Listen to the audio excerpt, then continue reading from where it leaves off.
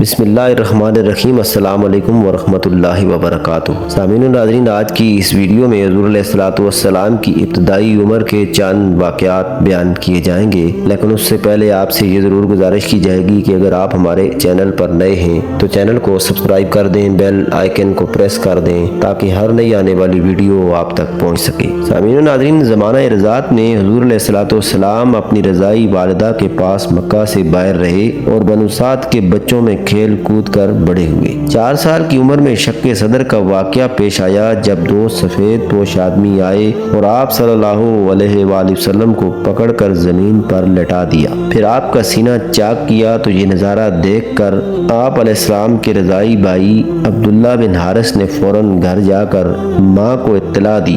حارث اور حلیمہ سعدیہ یہ سن کر بھاگے آئے اور حلیمہ سعدیہ نے آگے بڑھ کر آپ صلی اللہ علیہ وآلہ وسلم کو گلے سے لگایا اور پوچھا کہ کیا بات ہوئی۔ حضور علیہ الصلوۃ والسلام نے سارا ماجرا بتایا کہ انہوں نے میرے سینے میں کوئی چیز تلاش کر کے نکالی اور باہر پھینک دی۔ حضرت حلیمہ سعدیہ خوفزدہ ہو کر آپ صلی اللہ علیہ وآلہ وسلم کو آپ کی والدہ حضرت آمنہ کے پاس لے آئیں تو انہوں نے فرمایا، پریشان نہ ہو، میرا بیٹا بڑی شان والا ہے۔ جب یہ حمل میں تھا تو میں نے دیکھا تھا کہ میرے اندر سے ایک نور نکلا جو بہت دور دراز ملکوں تک پھیل گیا۔ والدین کی وفات کے بعد آپ صلی اللہ علیہ وآلہ وسلم پہلے اپنے دادا اور پھر ان کی وفات کے بعد اپنے چچا کی زیر کفالت رہے۔ حضرت مسلم موعود فرماتے ہیں کہ بلا شبہ ابو طالب نے بڑی محبت اور پیار کے ساتھ آپ کی پرورش کی، مگر آپ صلی اللہ علیہ وآلہ وسلم کی زندگی کا ایک واقعہ ایسا ہے جو ہمیشہ ہی میرے قلب کو مضطرب کر دیتا ہے کہ گھر میں جب کھانا تقسیم ہوتا تھا تو آپ صلی اللہ علیہ وآلہ وسلم کبھی بڑھ کر مانگا نہیں کرتے تھے۔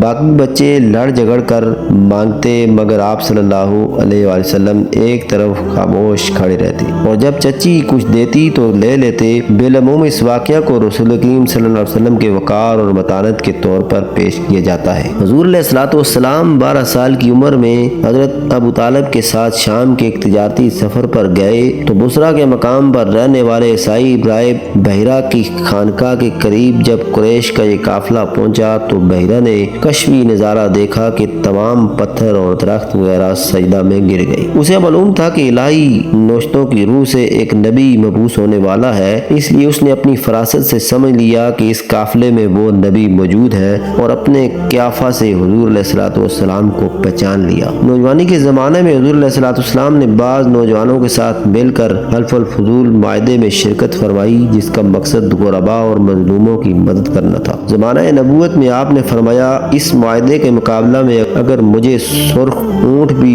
دیے جاتے تو میں اس سے نہ پھرتا، اور آج بھی ایسے معاہدے کے لیے کوئی بلائے تو حاضر ہوں۔ حضور علیہ الصلوۃ والسلام نوجوانی کے عالم میں تھے تو اس وقت بھی اہل مکہ آپ کی صداقت اور امانت کے قائل تھے۔ کعبہ کی تعمیر نو کے وقت جب حجر اسود کو اس کی جگہ پر رکھنے کا جھگڑا سرداران قریش کے درمیان پیدا ہوا اور رات گئے، بحث کے نتیجے میں کوئی فیصلہ نہ کیا جا سکا تو ابو امیہ بن مغیرہ نے کہا کہ اس نزاع کے تسویہ کو اس شخص کے حوالے کر دو جو کل صبح سب سے پہلے یہاں آئے۔ صاحب نے اس رائے سے اتفاق کیا۔ اتفاقاً حضور علیہ الصلوۃ والسلام ہی علیہ صبح سب سے پہلے وہاں تشریف لائے تو تمام قریش نے متفقہ طور پر آپ صلی اللہ علیہ وآلہ وسلم سے تسویہ کرنے کی درخواست کی۔ آپ صلی اللہ علیہ وآلہ وسلم نے ایک کپڑا بچھا کر اپنے ہاتھ سے اس پر حجر اسود رکھا، پھر سرداران قریش سے کہا کہ وہ چادر کونوں سے اٹھا کر اسے حجر اسود رکھنے کے مقام تک لے جائیں۔ جب وہ وہاں پہنچے تو آپ صلی اللہ علیہ وآلہ وسلم نے اپنے ہاتھ سے حجر اسود اٹھا کر